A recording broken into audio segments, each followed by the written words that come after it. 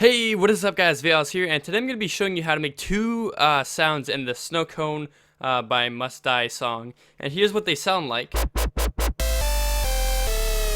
Okay, so yeah, that's a Wampy sound made in Massive, and I'll show you guys how to do that. And then this is two cookers, a layer, a growly layer, and then a sign layered under that. So, here's what it sounds like in context, I guess, because I did recreate the whole thing just for fun, but...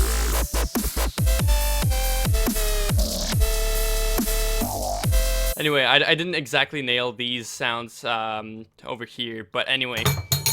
Yeah, basically, let's get right into this. So, this sound right here, let's actually get the right note so we can jam.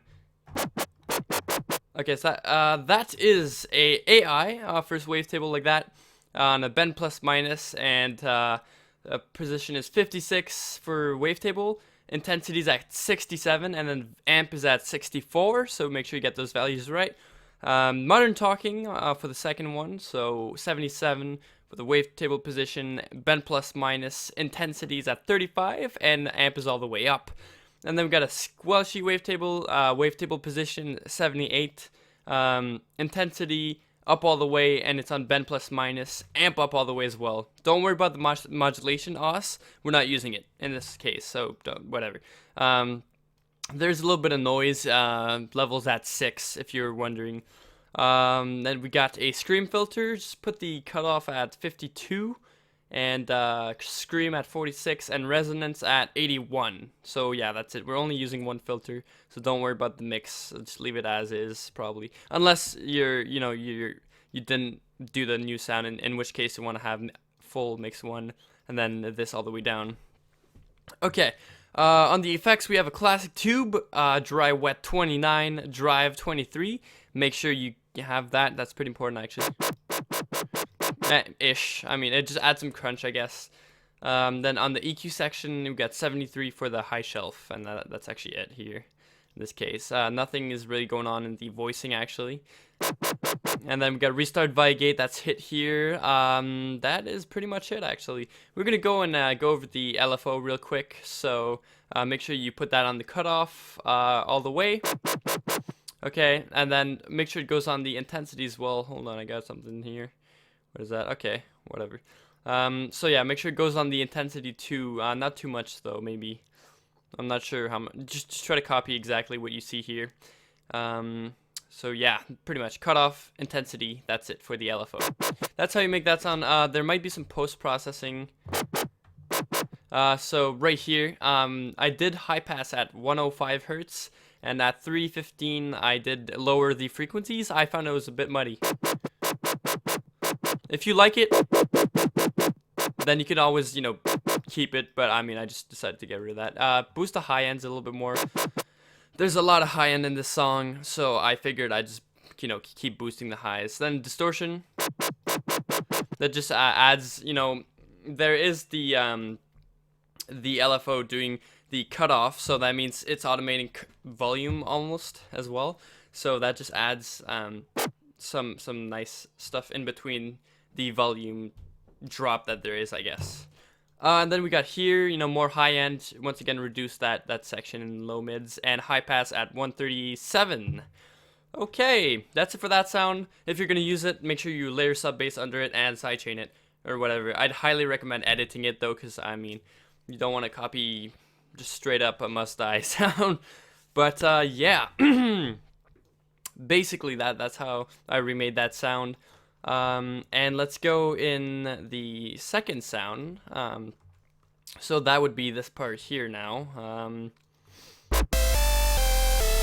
So as you can tell, this is definitely multiband compressed. That's in the effects section right here. So Serum Effects I used to multiband compress the sound, and there's a high pass before that. However, we're gonna go back to basic and go in the cooker here. So make sure you have two sine waves. One is -36, one is 12. That means there's a 48 semitone difference between them, I'm pretty sure. No filter, just full on distortion and a bit of high end. High end's at 63 there. And amp for the first oscillator is at 57. So yeah, make sure these are both sine square full on left on the wavetable, and that's it for that sound. Okay, just make a copy of that, clone it, whatever, for the second one, and it's going to be playing a different pattern. So if we just go here, you can see they're playing different patterns. You see the ghost version, which is the second one in this case. I just copied down what I heard from the song, so that's about what the pattern is. So yeah, that's what you would get there. So E, A, G, E, you know, that kind of thing. And hold on, then we got a sub-bass layer, pretty straightforward, just a sine wave, some attack, some release, I guess, and that's it for that. The layer I was talking about, actually, is this right here. I just want to cover real quick, before I do that, the post-processing on the cookers. So, high pass at 251, multi-band compression right there, and a little high shelf there to boost the high end. And that's it for that. So cookers done.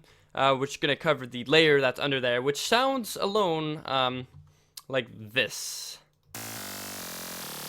I could tell by listening to the song a couple times that was in fact there.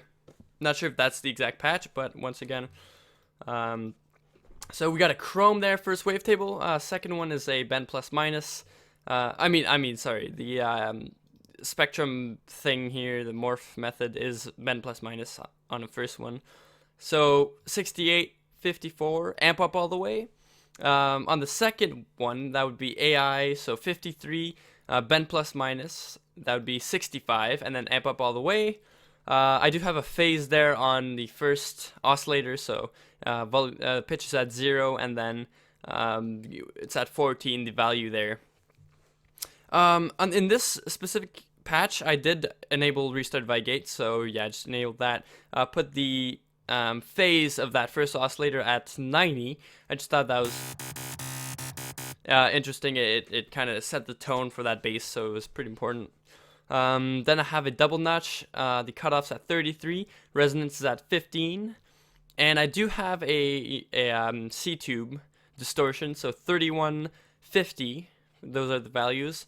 And then, yeah, the EQ, honestly, I did reduce the high shelf a bit, but it doesn't really do that much. Okay, now I shoved that in its own track, and multi-band compression right there, and I did high pass it, and reduce a bit of frequencies up here, and boost it there. And yeah, that's actually pretty much it. Hopefully you guys enjoyed today's video.